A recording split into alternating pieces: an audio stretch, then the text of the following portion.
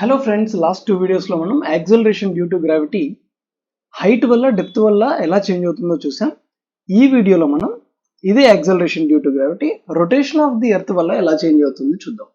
అసలు rotation of earth వల్ల ఎందుకు చేంజ్ అవుతుంది, ఎంత వాల్యూ చేంజ్ అవుతుంది అంత క్వాంటిటేటివ్ గా డిస్కస్ చేద్దాం. కానీ ఇక్కడ కొంచెం కాంప్లెక్స్ మ్యాథమెటిక్స్ ఉంటుంది, అందుకే ఈ వీడియో కొంచెం లెంగ్తీ కానుంది. మీరు ఈ కాన్సెప్ట్ నేర్చుకోవాలనుకుంటే కొంచెం ఓపికగా చూడాల్సి వస్తుంది. యా, బిఫోర్ బిగినింగ్ దట్, ఇక్కడ మనకు తెలుసు ఎర్త్ రొటేటరీ మోషన్ చేస్తుందని. ఇక్కడ ఈ 2 పాయింట్స్ ని టాప్ బాటమ్, దీన్ని ఎర్త్ అనుకొని ఈ top 2 points, top and bottom 2 points ని పోల్స్ అనుకుంటే, పోల్స్ లోంచి పాస్ అయ్యే ఈ వర్టికల్ లైన్ ఏదైతే ఉందో దాన్ని యాక్సిస్ ఆఫ్ రొటేషన్ అనుకుంటే, మనకు తెలుసు ఎర్త్ దాని యాక్సిస్ ఆఫ్ రొటేషన్ చుట్టూ, పోల్స్ లోంచి పాస్ అయ్యే యాక్సిస్ చుట్టూ రొటేటరీ మోషన్ లో ఉంటుంది. మనకు టైం పీరియడ్ కూడా తెలుసు. ఒక్క ఎర్త్ రొటేషన్ కంప్లీట్ చేయడానికి 24 అవర్స్ పడుతుంది. 24 అవర్స్ లో ఒక రొటేషన్ ని కంప్లీట్ చేస్తుంది. ఇలా ఫర్ ఎగ్జాంపుల్ ఇలా ఈ డైరెక్షన్ లో రొటేటరీ మోషన్ లో ఉందనుకుందాం. అంటే సన్ చుట్టూ సర్క్యులర్ మోషన్ చేస్తుంది, తన చుట్టూ తను రొటేటరీ మోషన్ చేస్తుంది. ఇది టైం పీరియడ్ 24 అవర్స్ అయితే దీని angular velocity 1.99 into 10⁻⁷ radian per second గా ఉంది. దీన్ని నియర్లీ మనం ఎంత రాసుకోవచ్చు, 2 ఇంటూ 10⁻⁷ రేడియన్ పర్ సెకండ్. అంటే ఇది చాలా చిన్న value, actually it's very small value. Okay, keeping that aside, ఈ వాల్యూస్ని మీరు నోట్ చేసుకోండి, మీ మైండ్లో ఉంచుకోండి. దీని తర్వాత మనం అనాలిసిస్ చేద్దాం కూల్గా. Yeah, okay. First of all అసలు రొటేటరీ మోషన్ వల్ల జరుగుతున్న చేంజెస్ ఏంటి, ఆ రొటేటరీ మోషన్ వల్ల యాక్సలరేషన్ డ్యూ టు గ్రావిటీ ఎందుకు మారుతుంది అనే విషయాలను ఒక్కసారి అబ్జర్వ్ చేస్తే, ఇక్కడ ఫర్ ఎగ్జాంపుల్ ఎర్త్ ఈ స్పెరికల్ సర్ఫేస్ మీద ఎక్కడో ఒక పాయింట్ని కన్సిడర్ చేద్దాం. ఈ పాయింట్ని కన్సిడర్ చేసుకుందాం. ఈ పాయింట్, ఇది సెంటర్. మనకి ఈ పాయింట్ని కన్సిడర్ చేసుకుంటే, for example if I draw a line, ఇక్కడ నుంచి ఇక్కడికి ఒక లైన్ డ్రా చేద్దాం. యా, ఈ లైన్ డ్రా చేశాను. మనము ఈ హారిజంటల్ సర్కిల్ ని ఈక్విటోరియల్ ప్లేన్ అనుకుందాం. This is called as equatorial plane. దీన్ని ఈక్విటోరియల్ ప్లేన్ అని కానీ అనుకుంటే, ఈ లైన్ లెంగ్త్ ఇది రేడియస్ అవుతుంది, దీని లెంగ్త్ r అవుతుంది. ఈక్విటోరియల్ ప్లేన్ తో ఇప్పుడు నేను డ్రా చేసిన స్లాంట్ లైన్ ఏ పాయింట్ అయితే అజ్యూమ్ చేసుకున్నానో ఆ పాయింట్ నుంచి సెంటర్కి, నేను సెంటర్ని O అందాం, ఈ పాయింట్ని A అందాం. ఈ ఏ అనే పాయింట్ నుంచి నేను సెంటర్కి డ్రా చేసిన లైన్ ఈ హారిజంటల్ లైన్తో, దాని రిఫరెన్స్ లైన్ అనుకుంటే, నేను టీటా యాంగిల్ చేసింది అనుకుంటే, ఈ టీటా యాంగిల్ని లాటిట్యూడ్ అంటారు. Theta is called as latitude. Remember this, theta is called as latitude. కొన్ని బుక్స్లో దీన్ని లాంబ్డాతో కూడా డినోట్ చేస్తారు. ఓకే, నో ప్రాబ్లం, ఇక్కడ టీటాతో డినోట్ చేద్దాం. This is called as latitude. అయితే ఈ లాటిట్యూడ్ వాల్యూ చేంజ్ అవుతూ ఉంటుంది. చూడండి, మనకి అబ్జర్వ్ చేస్తే అదే ఏ అనే పాయింట్ని నేను ఇక్కడ లొకేట్ చేస్తే టీటా వాల్యూ తగ్గుతుంది, అదే ఏ అనే పాయింట్ని నేను ఇక్కడ లొకేట్ చేస్తే టీటా వాల్యూ పెరుగుతుంది. మీకు ఇప్పుడు అర్థమైపోయే ఉంటుంది. ఇదే పాయింట్ ఈక్విటోరియల్ ప్లేన్ మీద ఉంటే, ఈక్వేటర్ మీద ఉంటే ఆ టీటా వాల్యూ 0 అవుతుంది. అదే పాయింట్ కానీ పోల్స్ దగ్గర ఉంటే ఆ టీటా వాల్యూ 90 అవుతుంది. This is all so simple that we can understand from the diagram. Okay, fine.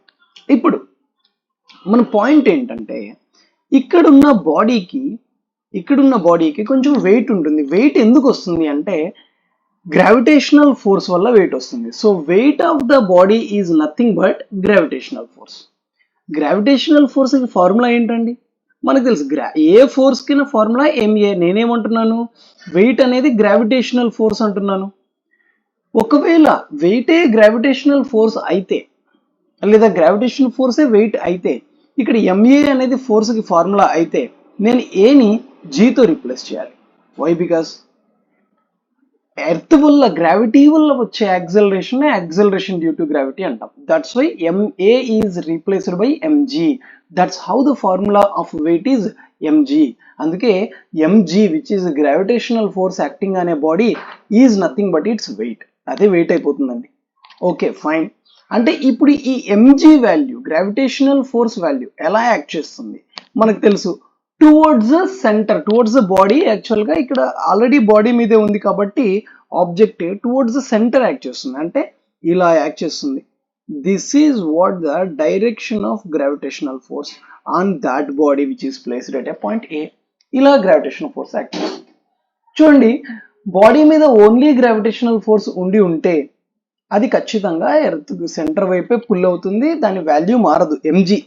అప్పుడు యాక్సలరేషన్ డ్యూ టు గ్రావిటీ కూడా g మాత్రమే అవుతుంది. కానీ ఇక్కడ ఏమవుతుంది, ఎర్త్ రొటేటరీ మోషన్ లో ఉంది. ఏమవుతుంది, what happens if earth is in rotatory motion? మనకు అందరికీ తెలుసు. మనం కానీ ఇక్కడ ఈ పాయింట్ దగ్గర మనం ఏ అనే పాయింట్ దగ్గర విజువలైజ్ చేసుకుంటే మనకేం జరుగుతుందంటే, మనం ఒక సర్కిల్లో తిరుగుతుంటాం. అర్త్ రొటేటరీ మోషన్ లో ఉంటే ఆ పాయింట్ దగ్గర ఉన్న పర్సన్ మాత్రం సర్క్యులర్ మోషన్ లో ఉంటాడు. దీన్ని ఎలా అర్థం చేసుకోవచ్చు? చూడండి, జాయింట్ వీల్ రొటేటరీ మోషన్ లో ఉంటుంది, కానీ జాయింట్ వీల్ క్యాబిన్ లో ఉన్న పర్సన్ మాత్రం ఒక సర్కిల్లో తిరుగుతుంటాడు. మనకి కప్ సాసర్ అని ఉంటాయి ఎగ్జిబిషన్ ఈవెంట్స్ లో. ఆ ఈ కప్ సాసర్ అనే దాంట్లో ఒక్కొక్క కప్ లో పీపుల్ కూర్చొని ఉంటారు టు ఎంజాయ్ ద ఈవెంట్. ఇక్కడ కూర్చున్న వాడికి ఏమనిపిస్తుంది అంటే, ఈ సెటప్ ని మనం దూరం నుంచి అబ్జర్వ్ చేస్తే ఇది రొటేటరీ మోషన్ లో ఉంటుంది, ఇలా రొటేట్ అవుతూ ఉంటుంది. కానీ ఇక్కడ ఉన్న పర్సన్ ఎలా ఉన్నాడు, ఇక్కడున్న పర్సన్ మాత్రం ఒక సర్కిల్లో తిరుగుతున్నట్లు ఫీల్ అవుతాడు. So the person is basically in circular motion. The total body is in a rotatory motion, but the person is in a circular motion. ఆ పర్సన్ మాత్రం సర్క్యులర్ మోషన్ లో ఉన్నాడు. ఇక్కడ కూడా అంతే, ఎర్త్ మొత్తం రొటేటరీ మోషన్ లో ఉంది, కానీ ఈ పర్సన్ సర్క్యులర్ మోషన్ లో ఉన్నాడు. ఆ పర్సనే కాదు, ఏ పర్సన్ అయినా లేకపోతే ఏ ఆబ్జెక్ట్ అయినా, ఎర్త్ మీద ఉన్న ఏ ఆబ్జెక్ట్ అయినా తనదంటూ ఒక ఓన్ సర్కిల్లో తిరుగుతూ ఉంటుంది.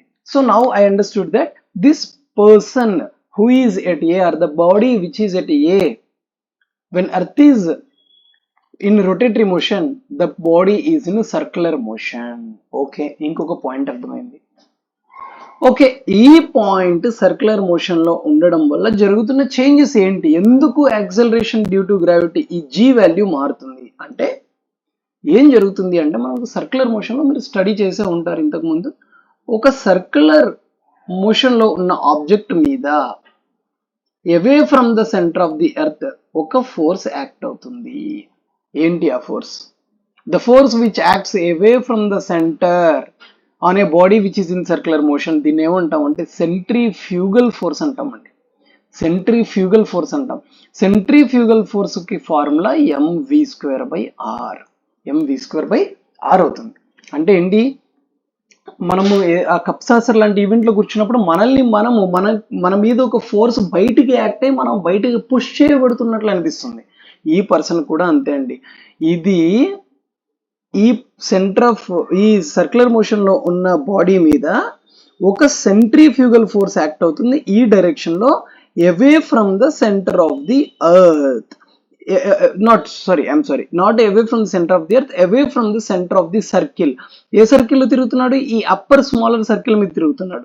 ఈ సెంటర్ ఆఫ్ ది సర్కిల్ నుంచి ఎవేగా, ఇలా అర్థమైంది కదా, ఎవేగా అంటే ఇలా సెంటర్ ఆఫ్ ది సర్కిల్ నుంచి దూరంగా విసిరేయబడుతున్నట్లు అలా ఒక ఫోర్స్ ఎగ్జర్ట్ అవుతుంది తన మీద. That force is called as a centrifugal force. ఏంటండి ఈ centrifugal force formula? Centrifugal force formula is mv²/r. దీంట్లో ఒక చేంజ్ చేస్తే మనం mv²/r, దీన్ని యాంగులర్ వెలాసిటీ టర్మ్స్ లో రాస్తే mr⍵² అవుతుంది. This is what the centrifugal force. What is r here? r is the radius of this circle in which the body is rotating. What is capital R? Capital R is the radius of the entire earth. Earth మొత్తానికి radius capital R. Small R ఏంటి? ఏ సర్కిల్లో అయితే body తిరుగుతుందో ఆ circle యొక్క radius ని small are అని represent చేసాం. ఎంత అవుతుంది స్మాల్ ఆర్ వాల్యూ? ఒకసారి అబ్జర్వ్ చేస్తే ఫ్రమ్ ద ట్రిగ్నోమెట్రీ ఈ యాంగిల్ టీటా అయితే ఇక్కడ ఉన్న యాంగిల్ కూడా టీటా అవుతుంది, ఈ యాంగిల్ కూడా టీటా అవుతుంది. అప్పుడు ఏమవుతుంది, ఇది కూడా ఈ లైన్ కూడా O2A లెంగ్త్ కూడా క్యాపిటల్ ఆరే కదా. దీని కాంపోనెంట్స్ రాసుకుంటే ఆర్ వాల్యూ సింపుల్ గా క్యాపిటల్ ఆర్ కాస్ థీటా అవుతుంది. మీరు దీన్ని ఎప్పుడో నేర్చుకొని ఉంటారు, కాంపోనెంట్ రిజాల్యూషన్. ఈ vertical line value r sin theta అవుతుంది, horizontal line value r cos theta అవుతుంది. అప్పుడు ఇక్కడ r ప్లేస్ లో మనం R cos theta రాయొచ్చు. దాన్ని మనం కమింగ్ క్యాలిక్యులేషన్ సబ్స్టిట్యూట్ చేద్దాం. ఇంతవరకు అయితే మీకు అర్థమై ఉంటుంది. సో ఎందుకు acceleration due to gravity value change అవుతుంది అంటే ఓన్లీ గ్రావిటేషనల్ ఫోర్స్ మాత్రమే ఉంటే ప్రాబ్లం ఉండేది కాదు మనకి. కానీ ఏమవుతుంది, బాడీ సర్క్యులర్ మోషన్ లో ఉండడం వల్ల ఒక సెంట్రిఫ్యూగల్ ఫోర్స్ కూడా యాక్ట్ అవుతుంది. ఈ సెంట్రిఫ్యూగల్ ఫోర్స్ వల్ల ఈ acceleration due to gravity value effect అవ్వబోతుంది. కానీ ఈ సెంట్రిఫ్యూగల్ ఫోర్స్ ఎందుకు వచ్చింది? బాడీ సర్క్యులర్ మోషన్ లో ఉండడం వల్ల. బాడీ ఎందుకు సర్క్యులర్ మోషన్ లో ఉంది? ఎర్త్ రొటేటరీ మోషన్ లో ఉండడం వల్ల. So the basic reason for entire thing is rotatory motion of the earth. Okay, ఎలా ఎందుకు చేంజ్ అవుతుంది, ఏం చేంజెస్ జరుగుతున్నాయి ఒకసారి చూద్దాం. If you go back to the parallelogram law of vector addition. ఏంటి parallelogram law of vector addition? ఇది ఒక వెక్టర్. ఏం వెక్టర్ ఇది? ఇప్పుడే చూసాం, mg. దీన్ని mg అందాం. This is mg. ఇంకొక వెక్టర్ ఉంది ఇక్కడ, fcg. ఏంటి సార్, చిన్న ఆరో మార్క్ డ్రా చేశారు ఈ వెక్టర్ రిప్రజెంట్ చేయడానికి. బికాస్ దాని మ్యాగ్నిట్యూడ్ చాలా తక్కువ. ఎందుకు చాలా తక్కువ? ఇందాక చూసారు, omega value is very small. అంటే సర్క్యులర్ మోషన్ ఎఫెక్ట్ చాలా చిన్నది, ఇగ్నోరబుల్ ఎఫెక్ట్ కాదు, ఉంది కానీ చాలా చిన్న వాల్యూ. దట్స్ వై సెంట్రిఫ్యూగల్, దానివల్ల వచ్చే సెంట్రిఫ్యూగల్ ఫోర్స్ కూడా చాలా చిన్నది. That's why its magnitude is small. I represented with a smaller arrow. Okay fine. దీని తర్వాత పారలెలోగ్రామ్ ని కంప్లీట్ చేయడానికి ఇది కూడా mg. అప్పుడు ఇక్కడ ఉన్న లాస్ట్ వెక్టర్ డూప్లికేషన్ ఏమవుతుంది? fcg. This is how I completed parallelogram. ఇప్పుడు పారలెలోగ్రామ్ కంప్లీట్ అయింది. రిజల్టెంట్ ఎలా ఉంటుంది మనకు తెలుసు. If any two vectors are representing the adjacent sides of a parallelogram taken in the same order, the diagonal of the parallelogram taken in the opposite order represents the resultant. అది resultant represent చేస్తుంది. అంటే ఇప్పుడు ఇక్కడ last లో draw చేసిన diagonal resultant. దీన్ని ఏమంటాను? mg dash అంటాను. So ఇక్కడ చూడండి, m ఎప్పటికీ చేంజ్ అవ్వదు, మాస్ చేంజ్ అవ్వదు. g వాల్యూ చేంజ్ అయింది, అది g డాష్ గా మారింది. అంటే యాక్చువల్గా మనకి సెంటర్ వైపుకి ఉండాలి, కానీ కొంచెం డీవియేట్ అవుతుందండి ఈ గ్రావిటేషన్ ఫోర్స్. ఎందువల్ల? ఈ సెంట్రిఫ్యూగల్ ఫోర్స్ వల్ల. దాన్ని నేను mg డాష్ అన్నాను. ఇప్పుడు మనం ఈ mg డాష్ వాల్యూ కనుక్కోబోతున్నాం. ఓకే, బిఫోర్ దట్ మనకి ఇక్కడ ఈ యాంగిల్ వాల్యూ ఎంతో ఒకసారి అబ్జర్వ్ చేయండి. What is this value between these two forces? ఈ రెండు mgకి సెంట్రిఫ్యూగల్ ఫోర్స్ కి మధ్యలో యాంగిల్ ఎంత అవుతుంది? This angle is already theta. ఇది థీటా అయిపోయింది. ఇది ఎంత అవుతుందండి? This is 180 minus theta. అంటే fcgకి mgకి మధ్యలో ఉన్న యాంగిల్ 180 మైనస్ థీటా. ఈ fcgకి mgకి రిజల్ట్ అంటే mg డాష్. ఆ mg డాష్ ఏంటో మనం కనుక్కోబోతున్నాం. Yeah, let's get into the calculation. ఈ క్యాలిక్యులేషన్ చూస్తే మనకు తెలుసు, from the knowledge of the vectors, resultant of two vectors ని మనం ఏం రాస్తాం? r is equal to p square plus q square plus 2pq cos theta whole power 1/2 అని రాస్తాం. This is what the formula for resultant. దీని resultant formula. అయితే ఇక్కడ p value ఎవరు? What is p value for us? p is nothing but ఒక vector mg. r ఎవరు? ఇంకొక vector m r omega square. Theta ఎంత అవుతుందండి? మనం ఆల్రెడీ డయాగ్రామ్ లో చూసాం ఇంతకు ముందే. ఇక్కడ థీటా వాల్యూ రెండు వెక్టర్స్ మధ్యలో యాంగిల్ ఎంత అయింది? 180 minus theta అయింది. So the angle between the two vectors is 180 minus theta.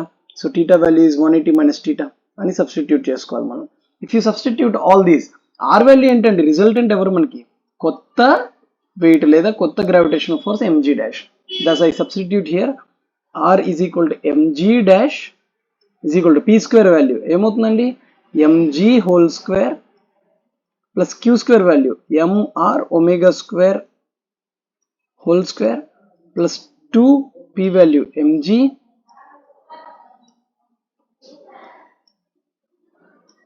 mr omega square cos theta value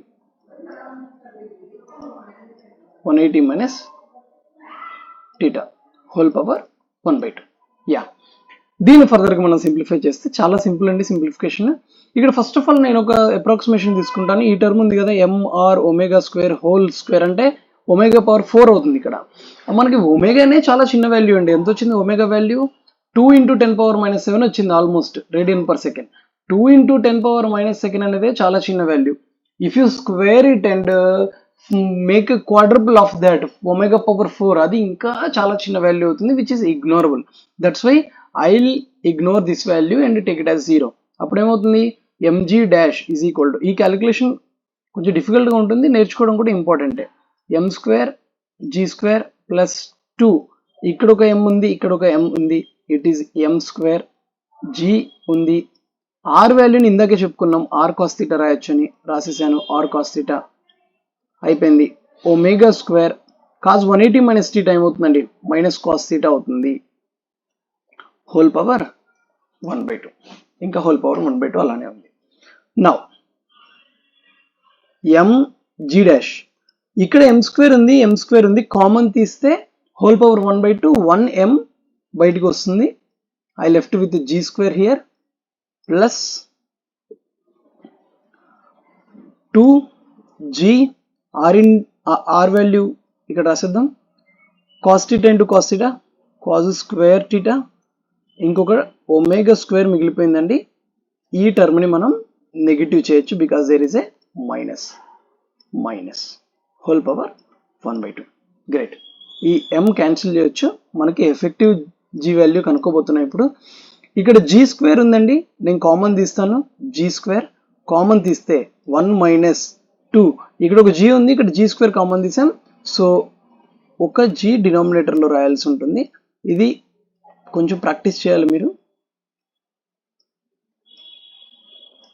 1 by 2 g² కామన్లో ఉంది కాబట్టి దానికి కూడా 1 పవర్ 1 by 2 అప్లికేబుల్ అవుతుంది.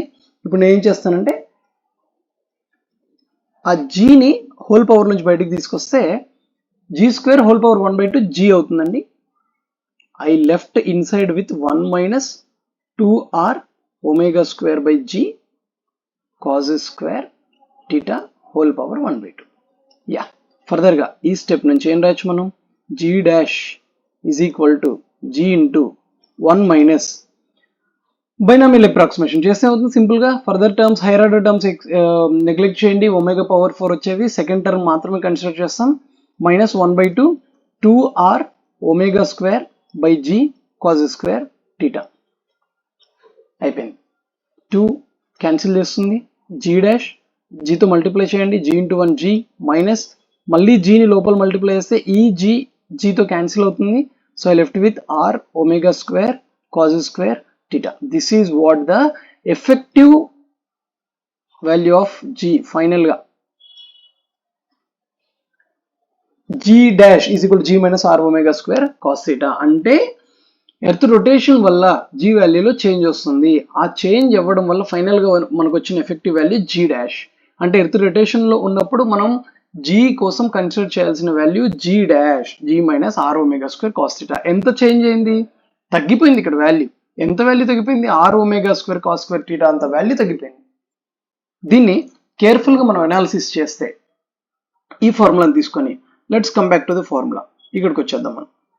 దీంట్లో ఏంటంటే మనకు వచ్చిన ఫార్ములా ఇప్పుడు g dash is equal to g - r omega square cos square θ. ఇక్కడ ఈ సెకండ్ టర్మ్ లో ఉన్న టర్మ్స్ చూద్దాం ఒకసారి. రేడియస్ మారదు, it's fixed value. Omega angular velocity doesn't change, fixed value, but it's a smaller value. ఇక్కడ change అవుతుంది ఎవరండి? cos square θ. ఎందుకు చేంజ్ అవుతుంది? ఈ పార్టికల్ డిఫరెంట్ ప్లేసెస్ లో ఉంటే మనం ఇందాకే చెప్పుకున్నాం θ వాల్యూ చేంజ్ అవుతుంది. ఈక్వేటర్ నుంచి పోల్ వరకు, ఈ ఈక్వేటర్ నుంచి పాయింట్ ఈ నుంచి పోల్స్ p వరకు ఈ బాడీని మూవ్ చేస్తుంటే θ వాల్యూ చేంజ్ అవుతుంది. సరే, ఎలా చేంజ్ అవుతుందో ఒకసారి చూద్దాం.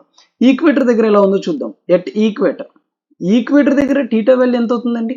ఈక్వేటర్ దగ్గర θ value it's equal to 0 degrees.